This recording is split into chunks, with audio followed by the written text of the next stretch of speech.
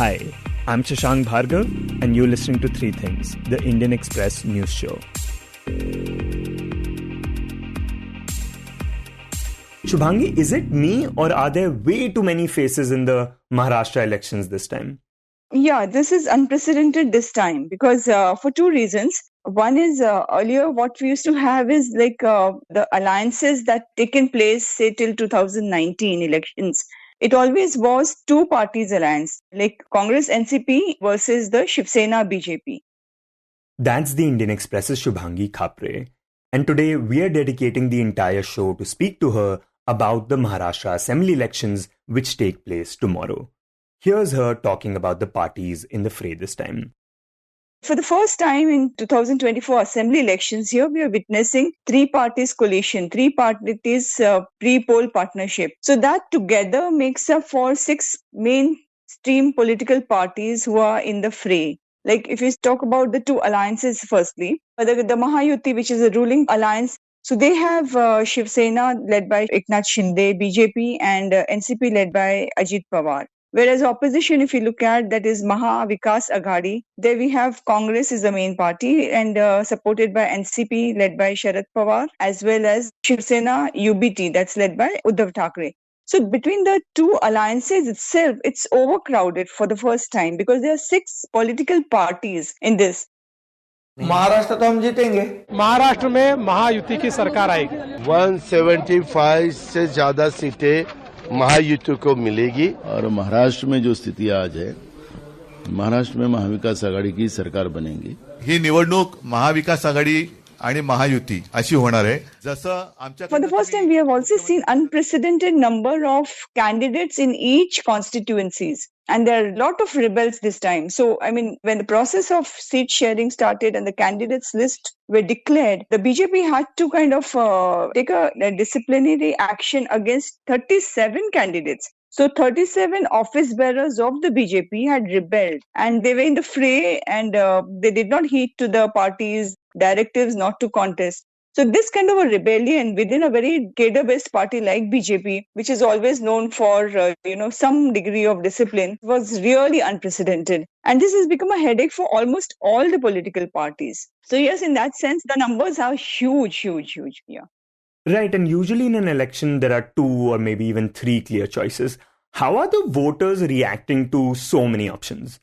I traveled quite a bit in the rural parts of Vidarbha, which is a soybean and cotton belt, and people are very, very upset. I mean, everywhere you go, irrespective of the party affiliations, irrespective of the caste, irrespective of the community they belong to or the religion, the common refrain was that this kind of tod-fod ki rajniti is not acceptable to the people. And people are questioning, they feel like, where the hell are we, heading to? And what are the politicians achieving? The whole point is whether this kind of anger or the dislike or disapproval, whether it translates finally in the electoral outcome, that has to be seen. But yeah, that's clearly there was a commonality everywhere. As that this kind of politics was never seen, and this kind of politics is not doing any good to the society at large. They're also ridiculing, they're saying, what's the guarantee that we are voting, a person and, tomorrow he is not going to remain in that same party. He may just switch over to other party. So people are making fun of it.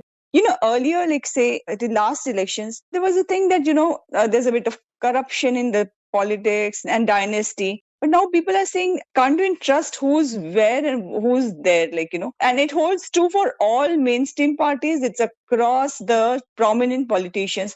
So people have begun to question this. And I think even if it does not translate into electoral outcome, I think somewhere in the next elections, I think most of the political parties will have to reflect on it and take course corrections because there's anger in the people. Yes.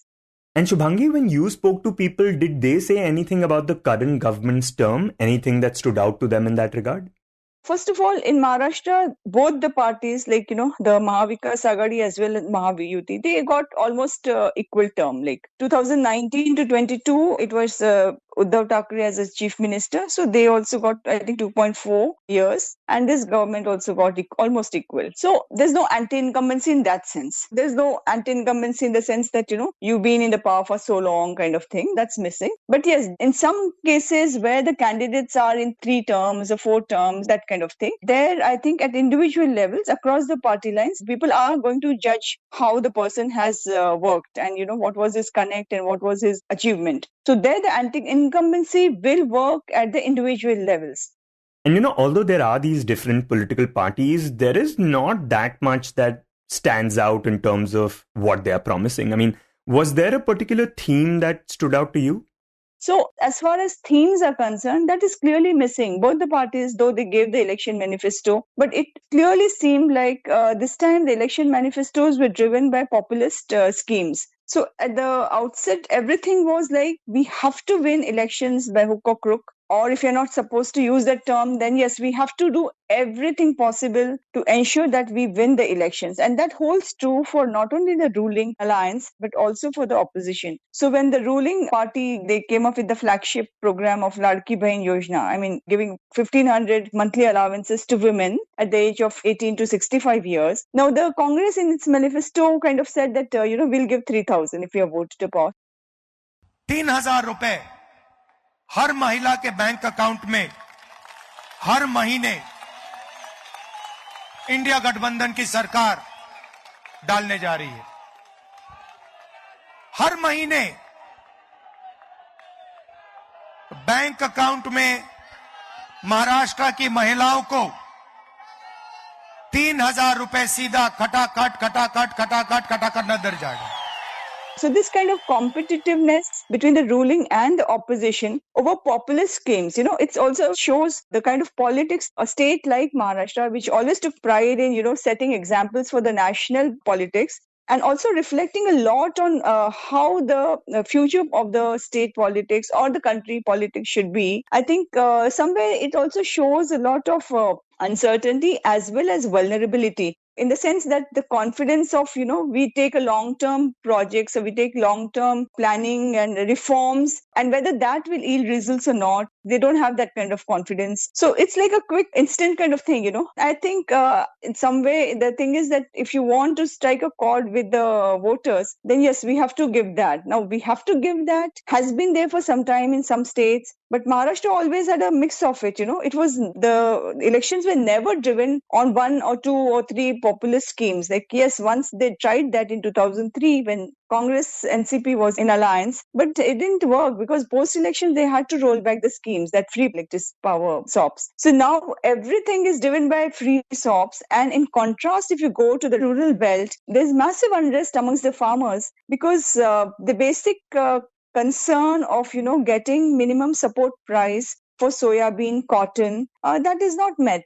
And the difference is not of 100 and 200 rupees per quintal. It is up to 800 to 1,000 rupees per quintal. And that is huge, So almost every farmer, majority of the farmer who I spoke to in Yavatmal or Wardha or other Western Maharashtra belt of Amravati, Akola, there the grievances was, we don't want SOPs. There's so much anger, at least in the farming community. They're saying we don't want this 1,500 rupees you've given to women. We don't want all that. We don't want free electricity. All we want is, we have worked so hard in the fields, so please ensure that we get minimum support price for our crop. And that kind of movement, I think, is building up. Yes.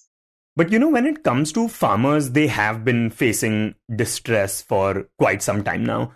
Has this government done anything to address these issues, or at least promised they would? Actually, the ruling party had done that. So in the Lok Sabha elections, they realized their mistake, that the anger in the onion belt, that's in North Maharashtra especially, by not addressing that, they completely lost in that belt. And North Maharashtra is a belt where BJP is very strong because it also has a strong RSS network. Now that anger, that, the import duties, the export ban on onion, that had adversely affected their electoral fortunes in Lok Sabha. So after that, in the last 5 to 6 months, they did take some course corrections, immediately providing compensation to farmers affected by the hailstorm and rains, or even giving rupees 5,000 for the small and medium farmers up to 2 hectares. So that means 10,000 rupees to each farmer. And in the last budget, they also promised a free electricity waiver up to 7.5 horsepower, and that benefits almost 44 lakhs of farmers. So in that sense, yes, they have kind of extended a lot of incentives and SOPs to the farmers. But the whole point is, after doing all that, and in the manifesto also saying that we are giving loan waiver if voted to power, putting all that together, yet the farmers are not happy. Now, the point is here is the farmers are saying when we don't get minimum support price for our crops, then all these SOPs put together does not compensate the losses they incur. So that kind of arithmetic, I think somewhere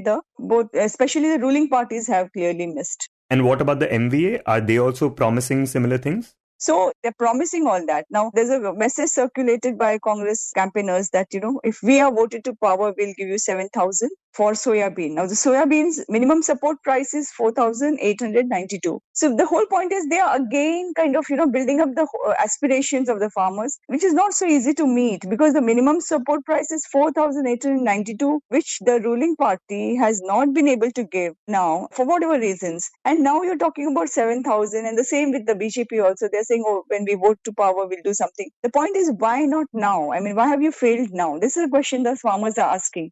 And you talked about it earlier, but the Ladli Bahan Yojana has been one of the key schemes for this government. Can you talk about it a bit more and the extent to which it has actually reached women on the ground? So everybody got it. I mean, almost 100% women, urban and rural. We spoke to Vanrish too. Everybody admitted, yes, we received it, and we received for 4 months. So that's a substantial amount of 7,500. लाडली बहन योजना के पैसे code of conduct में नहीं अटकने चाहिए, इसलिए अक्टूबर के पैसे, नवंबर के पैसे भी हमने अक्टूबर में दे दिए. अभी आपको मैं कहता हूँ, नवंबर 20 को चुनाव है, 23 को रिजल्ट है, उसके बाद इसी नवंबर में हम दिसंबर के पैसे देंगे, क्योंकि हमारी नीयत. So yes, they are beneficiaries. They are very happy. That's true, because one aspect is whether it's urban or rural, when a woman gets 1,500 rupees and at the end of the year 18,000 rupees, it's quite a lot of money for them, and especially in rural areas where we see women farm laborer toiling in the field for 8 hours and earning just not even 200 rupees per day. So in that sense, if we kind of analyze, yes, it's a huge amount in that sense. But the counter argument by the men in their own household is you're giving 1,500, that's very fine. But what about the price rise? The oil can be brought for 1,700, say 2 years ago, is now 3,500. I mean, 3,500. So it's doubled, yes. Right. In fact, during the Lok Sabha elections, one thing that people across the country spoke about was inflation, was mehengai. So are people still talking about it as much? Yeah, everybody's talking about it. Now, this one phenomena, I also don't know to what extent it will work and how it works. But everywhere you go, irrespective of party affiliations, again, everybody admits. I mean, even if a person says, yes, I like Modi, Prime Minister, I like Devendra Fadnavis in state, and I want to see him as Chief Minister. But yes, there is this huge issue of inflation. They should do something to kind of reduce the prices of essential goods. And so the inflation is a factor across Maharashtra. I mean, one refrain is that, yes, because of GST and inflation, I mean, how are we going to cope with our, daily livelihood? And so we need a change. One theory is this. The other theory, which is saying, okay, the leadership is fine at the moment. They're doing something for the, the global image has improved and the state they take pride in that. So they say, yes, fine. If they are voted, they should at least do two things. One is curtail inflation and remove GST. So the people are very, very vocal about inflation and GST. And that's across the sectors. And when we talk about the potential voter base for these parties, can you talk about the caste equations a bit? And also we know that the Congress once again has promised a caste census. Is that finding resonance among people? Yes, caste census is an issue, but it's not to the extent we see the other issues like caste census. If you talk to individuals, they say yes, there should be, but there's no clarity at the grassroots as yet. But the caste polarization, and especially in Vidarbha, that there's no caste polarization because here the Maratha factor, the Maratha agitation factors is not there, because here the Kundi Marathas or the Maratha Kundis, they have already received a reservation in the OBC long ago in the 90s. Whereas the Marathas were asking for Kundi certificates and reservation within OBC, that's restricted only to the Marathwada region. So here basically the whole politics is boiling down to who gets the maximum OBC vote to its side. Now the Congress is relying on three factors: Dalits and Muslims. Muslims especially, the Muslims consolidation which we saw in Lok Sabha, along with the Dalit consolidation, that narrative of threat to constitution which really worked at the grassroots. So the Dalit and Muslims were the mainstay of Congress and its allies in last elections. And in these elections also, they are playing up the same issues. And along with that, there's this Kundi community, which is under OBC. So Kundi Marathas, it said in Maharashtra. So Kundi, Dalit and Muslims together, that makes for a formidable force, which the Congress benefited in Lok Sabha, and they're trying to do the same in assembly elections. And in that sense, BJP's base has also been OBC traditionally. So can you talk about how the party is trying to reach them this time, especially with the Congress also trying to woo them? So OBC together is like 353 communities, subcastes, and there are like a lot of categories and all that. So broadly here, the perception was the Kundis always went to the Congress NCP, and the Telis community, both the OBCs, the Telis always stood by the BJP. Now compared to Kundis, the Telis are much less in number, because Kundis account for 42% of the vote share in Vidarbha.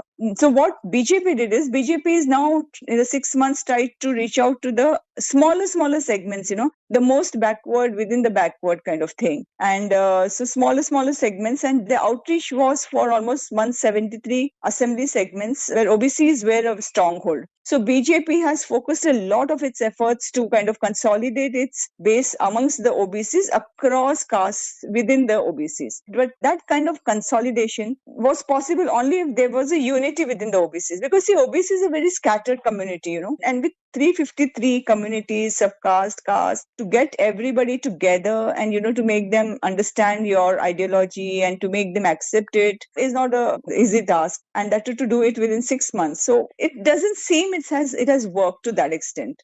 And Shubhangi, the other thing we should talk about is BJP's Hindutva pitch, because they have been saying things like baatenge to katenge, and they've also promised to bring in an anti-conversion law, and they have been telling farmers that under Congress, their land could be taken over by the Waqf board. Yes, this kind of shrillness that's increasing day by day, batenge to katenge and ek hai to safe hai and all that. Now these things are clearly to polarize these elections on the lines of Hindus versus Muslims. The reason, when I spoke to several people here at the grassroots and also the leaders from the BJP and then the allies, it seems that, they had to resort to this kind of extreme measures to kind of unite the people across caste community. Because there's somewhere the sense was that there's a lot of this farm distress is building up. Again, the OBCs or the communities are not uniting. So they use this kind of, and this is always used in every election, it is used, but this time it's shriller. राष्ट्र से बढ़कर के कुछ नहीं हो सकता, कुछ नहीं हो सकता, और राष्ट्र तब सशक्त होगा जब हम एक रहेंगे, नेक रहेंगे, तभी नेक रहेंगे, बटेंगे तो कटेंगे. The kind of term that they are coining, the kind of slogans that are being raised, and not just by, the party second rung or third rung, but by the top leadership, is something very unusual to that extent. Because even a moderate face like Devendra Fadnavis, is justifying it and saying that, yes, what's wrong in that? And yes, it is a fact that there's a vote jihad. When he uses this kind of language, that also comes as a little bit of a cultural shock to some. काय अर्थ आहे vote जिहादचा? Vote जिहादचा अर्थ आहे, एकच साधं उदाहरण सांगतो, धुळ्यासारखी जागा, ज्या जागेवर 6 विधानसभेपैकी 5 विधानसभेमध्ये 1,90,000 मतांनी पुढे असलेला उमेदवार केवळ मालेगाव मध्य या एकाच विधानसभेत 1,94,000 मतांनी मागे जातो आणि 4,000 मतांनी निवडणूक हारतो. But the whole point is they have to resort to this to kind of consolidate, because now the entire focus is on consolidation of vote bank, because they have realized that the Muslims are going to be consolidated towards one party, and that consolidation is going to be more than 80%. And whereas the other side, the Hindu votes are for everybody, So instead of addressing farmers' issues or even looking at caste equations, they think they'll get more success by using this Hindutva narrative.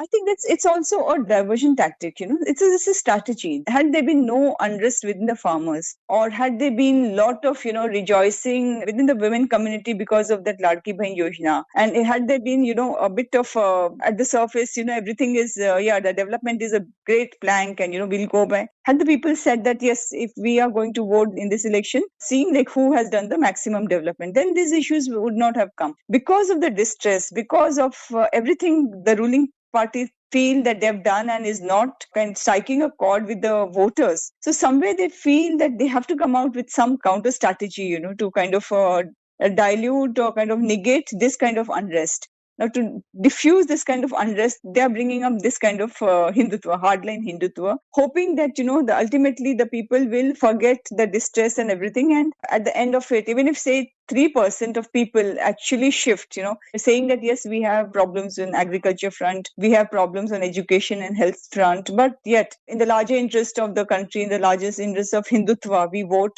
this right wing. So that's what they're looking at. And it's not being just done by the speeches, rallies and all that. It's being done at very aggressively, very furiously at the grassroots, where they have deployed RSS workers in a large number, which is unprecedented again. I'm using the term unprecedented so many times. But yes, we've never seen RSS workers actually going door to door and talking to people in mohallas, going and addressing people, explaining them why they should not only vote, but why they should vote whom and what and what's the ramification. So all this kind of explaining that's going on by the RSS at a very micro level is also something which shows that these elections, the BJP has somehow succeeded in having excellent coordination, and not only coordination, but also reaching out to RSS and seeking help from them, saying that, yes, we need you desperately to kind of counter this kind of narratives that's the opposition is throwing at us, and in some way admitting that, yes, as a BJP, as a political party, is failing because we don't have the apparatus, so we are failing to kind of counter the narrative of the MVA. So in that sense, yes, you have to come forward and you have to help us on the issues of nationalism and Hindu versus Muslims, or Hindutva as they call it. Yes. And Shubhangi, do we have a sense of what the post-poll alliances might look like? Is the Mahayuti planning to stick together even after the polls? See, even on Hindutva issue, I forgot to mention this, that there's some kind of a unrest within the Mahayuti, because it's not appealing to Ajit Pawar, because Ajit Pawar's vote bank is different from him. And he is now really worried, and he almost voiced his displeasure, disapproval many times in public. Maharashtra हा शिवशाहू फुले आंबेडकरांचा महाराष्ट्र आहे. तुम्ही इतर राज्यांची महाराष्ट्राची तुलना करू नका. महाराष्ट्रातल्या लोकांना हे अजिबात आवडत नाही. महाराष्ट्रातल्या लोकांनी सातत्याने जातीय सलोखा ठेवण्याचा प्रयत्न केलेला आहे. त्याच्यामुळे बाहेरचे So yes, this kind of conflict, this kind of cracks are already there. But still, if they're voted to power, they will stick together, all three of them. And again, here the equations will be like which party wins how many seats. If BJP emerges as a single largest party, because it's contesting 148 seats, the highest number of seats any party is contesting. And if BJP makes it to a figure which is close to 100, or, crosses 80 seats, if at all it crosses that number, then definitely BJP is not going to give up its claim for CM's post. Definitely. The magic figure is to come to power is 145 out of 288. So for that, BJP has to ensure at least 70 plus seats. And below that, anything below that will kind of embolden the alliance partners to dictate the terms. So I think this CM-ship is an open-ended issue. But yes, the BJP on its own would love to have their own CM, definitely. And somebody like Devendra Fadnavis also. Because there's also a feeling among some sections, and to some extent justified also, that yes, Fadnavis was made a sacrificial lamb in 2022 elections. He has been a CM in 2014 to 19, but he had to step down to just accommodate the alliance partners. But then given the caste combination and given the complexities of Maharashtra politics, I think they'll take a very practical approach like any party. And what about the other side? Do they have a CM face yet?